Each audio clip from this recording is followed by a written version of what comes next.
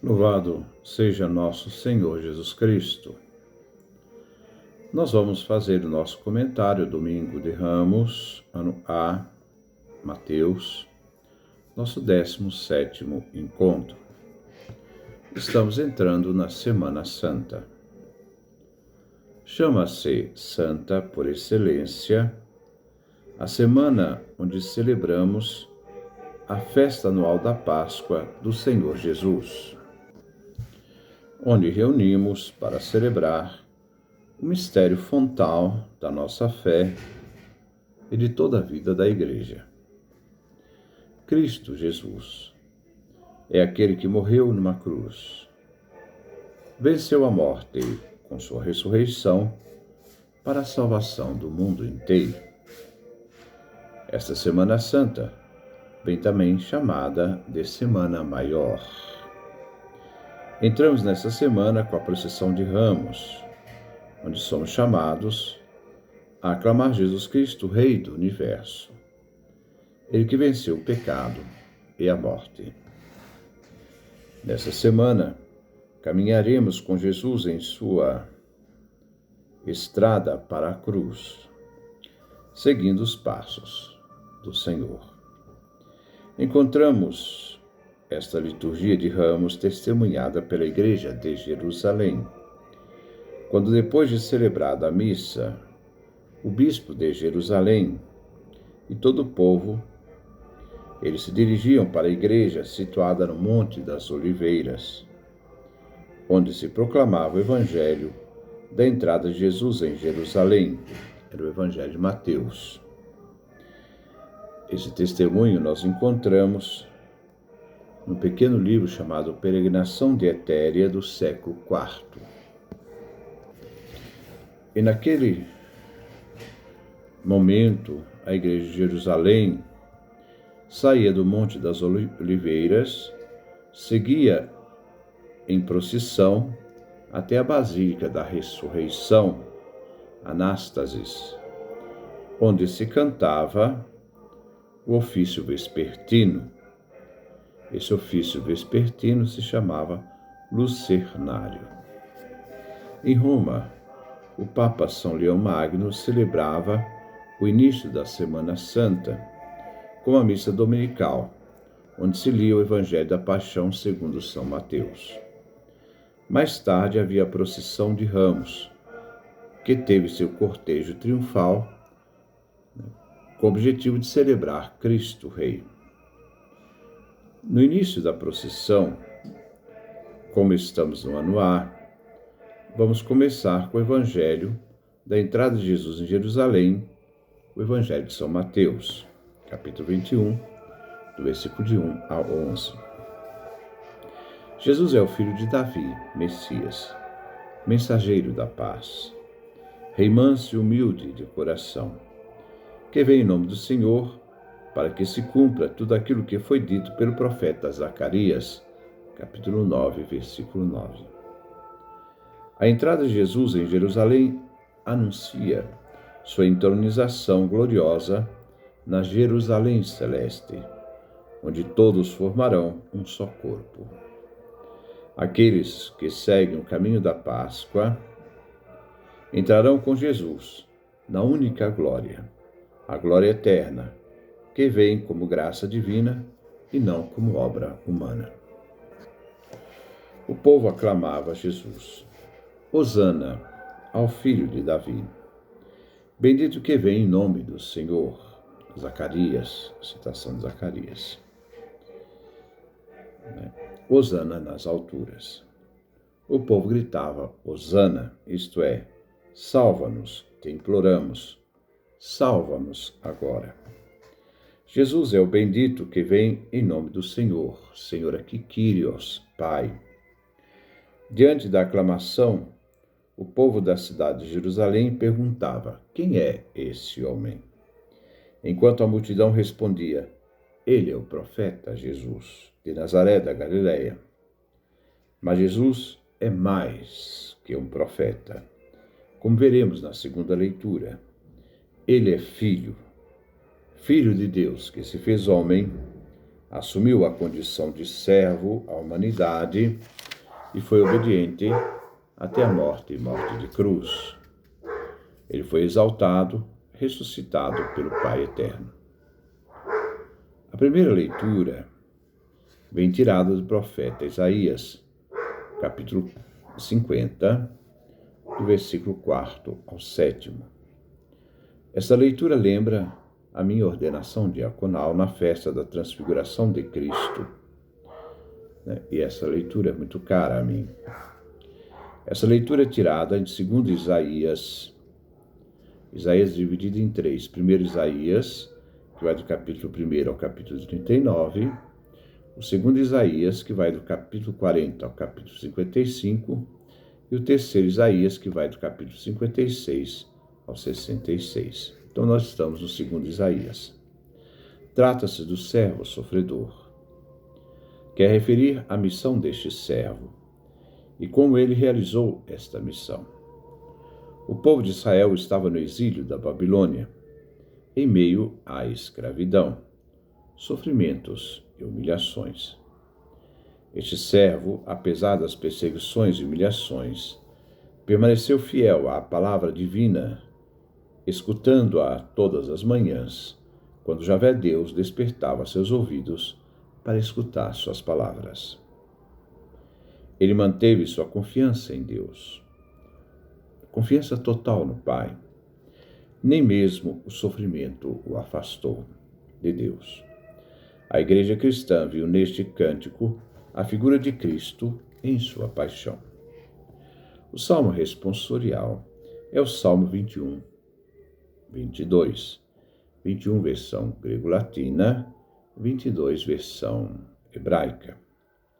Este é um salmo do período do pós-exílio da Babilônia. O refrão: meu Deus, por que me abandonastes? Corresponde ao versículo 2 do Salmo 21, 22. Jesus gritou na cruz, como vemos em Mateus capítulo 27, versículo 46. Provavelmente recitando na cruz, diante daqueles homens que matam o justo sofredor. No mais profundo do seu sofrimento, o justo tem forças para levantar os olhos a Deus, sua única esperança. A primeira estrofe corresponde aos versículos 8 e 9. Quer expressar um lamento pelo sofrimento moral e espiritual, diante da humilhação da dignidade humana, de ser objeto de zombaria, desprezado diante da sua confiança em Deus. Os zombadores desafiam o justo, já que confiam em Deus, que ele então o liberte. A segunda estrofe é composta dos versículos 17 ao versículo 18a. É um lamento pelo estado físico do justo sofredor. Os zombadores, malfeitores como animais ferozes, avançam sobre o justo. O lamento expressa o pavor do indefeso diante da agressão, e em agonia dessupliciado, na sua prostração física, esgotado, vê o justo torturado com requintes de crueldade. A terceira estrofe é composta dos versículos 19 e 20. É uma súplica de ser atendido, a fim de que Deus se faça próximo. Ele vê repartido suas vestes, como se o moribundo já estivesse morto. O pedido angustiante se dirige a Deus, para que logo venha em socorro do justo, Deus, que é sua força. A quarta estrofe é composta dos versículos 23 e 24. Encontramos um hino de ação de graças pela intervenção de Deus em favor do servo sofredor, que foi agraciado com a salvação divina. Todo Israel é chamado a temer ao Senhor Deus com louvores e dando graças. Assim, diante de Deus, que socorres o sofredor, seu nome, então, o nome daquele que o liberta, será anunciado na Assembleia dos Santos, porque o Senhor será louvado. Este salmo nos lembra Jesus, o justo, que morreu de forma injusta e humilhante, e que no alto da cruz grita, como o salmista: meu Deus, por que me abandonastes?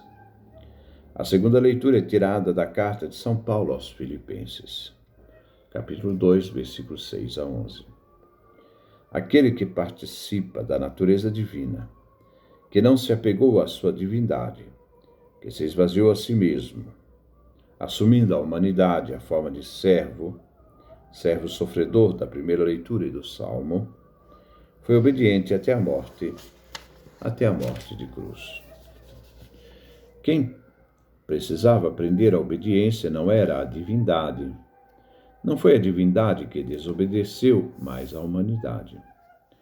E aquele que participa da natureza divina, o Filho do Pai Eterno, assumiu em Maria uma humanidade completa para conduzir a humanidade à perfeita obediência. E vencendo a desobediência, venceu a morte, a pena do pecado. Diante daquele que se esvaziou a si mesmo, o Pai, na ressurreição de seu Filho, lhe deu um nome que está acima de todos os nomes, e que é o nome de Jesus. Jesus significa Javé salva. Então, Jesus significa Javé salva. Todos se prostrem, seja no céu, mundo angélico, seja na terra, mundo humano, e nos abismos, o mundo dos mortos, Sheol. E toda língua confesse: Jesus Cristo é o Senhor, Deus ressuscitado. E tudo isto para a glória de Deus Pai, princípio e fim de toda a obra da redenção. O evangelho de hoje é o evangelho de São Mateus. Nós iremos ler na forma breve. Mateus, capítulo 27, do versículo 11 ao versículo 54. É o evangelho da paixão, narrado por São Mateus. O comentário ficaria longo, se fôssemos trabalhar os detalhes aqui. Vou, então, trabalhar alguns pontos. Primeiro, quando Pilatos procura fazer, como de costume, soltar um prisioneiro para a festa da Páscoa. Pilatos pergunta à multidão: quem vós quereis que eu solte? Barrabás ou Jesus, a quem chamam de Cristo? Encontramos alguns testemunhos textuais do texto bíblico, testemunhos antigos, que citam assim a mesma citação. Quem vós quereis que eu solte? Jesus, Barrabás, ou Jesus, a quem chamam de Cristo? Nesses testemunhos textuais antigos, nós vemos que Barrabás também se chamava Jesus. Esses textos antigos encontramos na versão siríaca, texto de Mateus, a versão armênia, georgiana. Encontramos também no Orígenes grego e latino e outras fontes. Ali se diz que Barrabás se chamava também Jesus. Podemos ver Jesus, Bar-Abás, e Jesus, o Cristo. O Cristo, descendente de Davi, rei, tem sentido político. Já Barrabás significa Bar, filho, de Abá, pai, Deus. É um sentido religioso. Os sumos sacerdotes vão confundir a escolha do povo, diz o texto. Os sumos sacerdotes, autoridades religiosas, e os anciãos, autoridades políticas, se reúnem e convencem a multidão a escolher Jesus Barrabás, Jesus, filho de Abá, Pai, Deus, e que fizesse Jesus o Cristo, Messias, morrer, dando uma conotação política. Assim agem as autoridades, confundem o povo e fazem escolher o malfeitor, desprezando Jesus, o Messias. O povo foi manipulado. O povo é massa de manobra para os interesses políticos das autoridades civis e religiosas. Entre Barrabás, o filho de Abá, e afirmam que Jesus, o Cristo, seja crucificado. Então liberte Barrabás, o filho de Abá, e que crucifique Jesus, o Messias, o Cristo. O segundo ponto de destaque é que Jesus vem coroado rei dos judeus pelos romanos. Capítulo 27, versículo 21. Tiraram sua roupa e o vestiram com manto vermelho, é o manto real. Depois de tecer uma coroa de espinhos, puseram a coroa na sua cabeça, a coroação de Jesus, e uma vara, o cetro real, em sua mão direita. Depois vem a aclamação, depois da coroação vem a aclamação, feita pelos soldados que zombam de Jesus e dizem: Salve, Rei dos Judeus. Como vemos no Salmo 21, 22, Jesus, o servo sofredor, humilhado, quando cuspiam nele, pegando uma vara, bateram em sua cabeça, depois de o crucificarem, sortearam repartindo suas vestes. Salmo 21, 22, versículo 19. A terceira cena, vemos quando levaram Jesus para ser crucificado. Encontrou-se um homem de Cirene chamado Simão, obrigando-o a carregar a cruz de Jesus até o lugar em que Jesus seria crucificado. Este relato encontramos em Mateus, em Marcos e Lucas, mas não encontramos em João, pois Jesus não tem a ajuda de Cirineu, Simão Cirineu. Jesus deve carregar a sua cruz sozinho até o fim. Aqui, então, em João, não existe, então, Simão. A quarta cena encontramos no final do Evangelho. Podemos ver aqui dois detalhes. Primeiro, a cortina que separa o Santo dos Santos do templo vem rasgada de alto a baixo, de Deus alto para baixo a terra. Após a morte de Jesus, rompeu a separação entre sagrado e profano, a comunicação de Deus do alto que se fez diante do baixo, da realidade humana. Então houve, ali, uma realidade que se rompeu essa separação. Tudo se torna sagrado. Agora Deus se manifesta ao seu povo, unindo do alto, a realidade divina, até abaixo, a realidade do Cristo que morre. Uma realidade sagrada realizada com a morte de Cristo. Segundo, os mortos dos santos falecidos ressuscitaram. Com a ressurreição de Jesus, a ressurreição dos últimos dias da história já está presente na história. Diante disto tudo, devemos proclamar: Jesus, que foi crucificado, o servo sofredor fiel ao Pai, ressuscita e traz à vida aqueles santos falecidos, junto com sua morte e ressurreição. A antífona de comunhão é tirada de Mateus, capítulo 26, versículo 42. Ó Pai, se este cálice não pode passar sem que eu beba, faça-se tua vontade.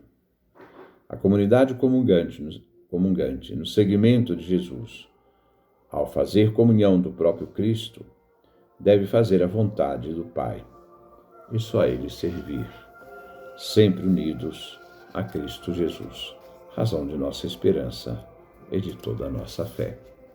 Que Deus nos dê a sua graça, a sua bênção, sua face resplandeça sobre nós.